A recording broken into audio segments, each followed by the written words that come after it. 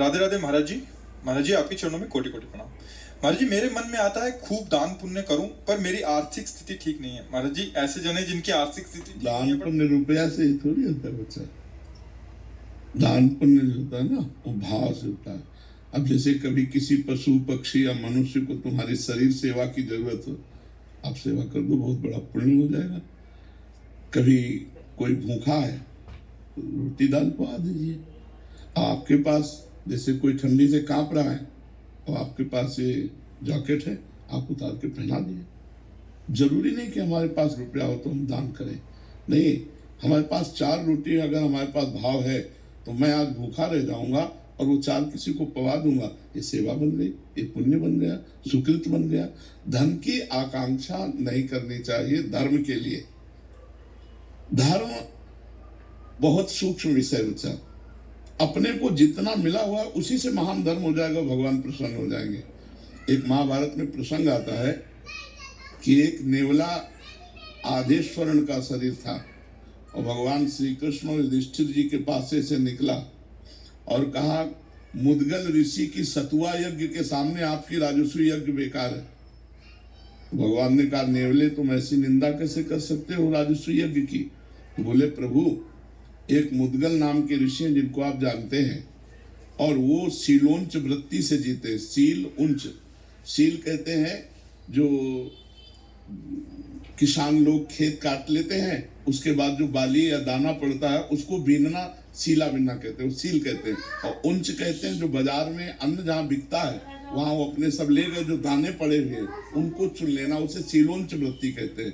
और उससे kilo 2 kilo 4 kilo होता होगा तो उसे पिसवा लेते थे सतुआ बनाकर, और रोज थोड़ा चुटकी भर पा लेते थे। 12 महीने ऐसे रहते थे। तो बोले एक दिन वो सतुआ पिसवा के 12 महीने के लिए रखा, उतने में ही आ गए अतिथि रूप में भगवान। तो वो इतने भूखे थे कि उनके पास जो 2-4 किलो सतुआ था सब खा गए। अब साल भर उनको भूखा रहना पड़ेगा मुद्गल ऋषि को। तो जल पिलाया, वो बोले भगवान की बड़ी कृपा, आज हमारा पेट भर गया। तो वहां जो सतुआ के कण पड़े थे, तो नेवले ने कहा, मुझे भूख लगी थी तो मैं उस कण को पाया और जे ही निकला कि मैं आधा सोने का हो गया। तो मैं सोच रहा था युधिष्ठिर जी की बहुत पुण्य यज्ञ हो रही है, तो जाऊंगा पूरा स्वर्ण का बन जाऊंगा, लेकिन सब जगह लोटा कहीं। इसका मतलब मुद्गल ऋषि की सतुआ यज्ञ से बढ़कर तुम्हारी राजस्व यज्ञ नहीं है। समझ रहे हो? युधिष्ठिर की राजस्व यज्ञ और मुद्गल ऋषि की सतुआ यज्ञ, तो सतुआ यज्ञ की जय हुई, राजस्व यज्ञ उतनी बराबरी नहीं कर सकी। गरीब अगर एक रोटी भी दे देता है ना किसी को, उसका बहुत बड़ा भंडारा माना जाएगा, और बेईमानी से कमा के लाखों को भंडारा करे तो उसे भंडारा नहीं माना जाएगा। तो धन के लिए चाह मत करो, धर्म के लिए धन की चाह नहीं है, सत्य और निष्ठा की चाह है। धर्म के लिए सत्य और निष्ठा की चाह। हमारे पास भगवान ने जो दिया है उसी से हम धर्म करेंगे, हमें धन की चाह नहीं करनी चाहिए। नहीं, धन की चाह फिर हमें पुण्य की जगह पाप में ले जाएगी।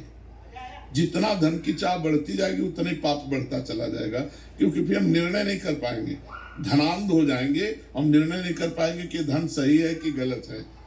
100 रुपया धर्म से कमाओ, 10 रुपया फिर दूसरों की सेवा में लगा दो, ये तुम्हारा धर्म बन जाएगा। और बेईमानी, घूस और पापाचरण का पैसा जहां जाएगा वहां बुद्धि भ्रष्ट कर देगा और पाप ही कराएगा, पुण्य तो हो ही नहीं सकता। पाप के पैसे से पुण्य नहीं हो सकता।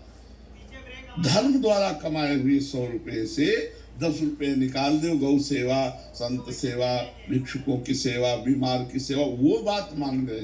लेकिन ऐसा नहीं पापाचरण करो, इसलिए बहुत धन की आकांक्षा न करे, धर्म की आकांक्षा करे, तो धर्म से जो धन आएगा वो मंगलमय होगा। समझ रहे बच्चा?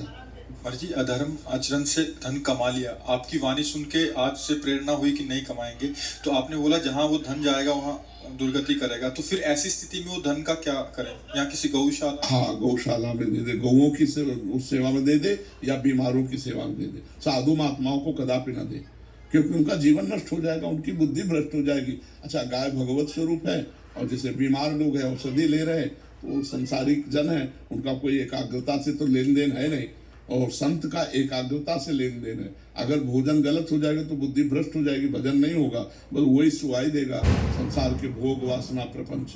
यहाँ तो आपने एक बार बोला था कि कुछ ऐसी जगह भी दे सकते हैं जहाँ आपको यश की प्राप्ति ना हो, मतलब हाँ, जैसे मान लो बहुत से ब्रजवासी और संतों की सेवा होती रहती है, आप जाओ चुपचाप दे दो, जा करके काम हो जाए। और ये गलती मानो कि आगे हम पाप नहीं करेंगे, लेकिन संतों को डायरेक्ट नहीं देना चाहिए। पाप का कमाया हुआ धन संतों को नहीं देना चाहिए, नहीं तो निश्चित उनकी बुद्धि भ्रष्ट होगी, तुम्हें डबल पाप लगेगा। क्यों? और क्या, वो भजन कर रहे हैं, उनके भजन में विघ्न डाल दिया तो तुम्हें पाप नहीं लगेगा। तो इसलिए पाप के धन से तो कभी पुण्य हो ही नहीं सकता। वो प्रायश्चित है, जैसे आप दे आए गौशाला में, आप बीमार हो, वो प्रायश्चित है तुम्हारे पाप का, पुण्य नहीं बनेगा। पुण्य तो बनेगा धर्म से कमाए हुए धन के द्वारा। ऐसा हो तो फिर क्या है? ऐसा नहीं है। अवश्य में भोक्तव्यम कृतम कर्म शुभाशुभम, शुभ और अशुभ कर्म दोनों भोगने पड़ेंगे। इसलिए बहुत संभल के चलना चाहिए। शास्त्र में धर्म का कमाया हुआ 100 रुपया, उसमें 10 रुपया किसी को कर सकते हो, ऐसा नहीं।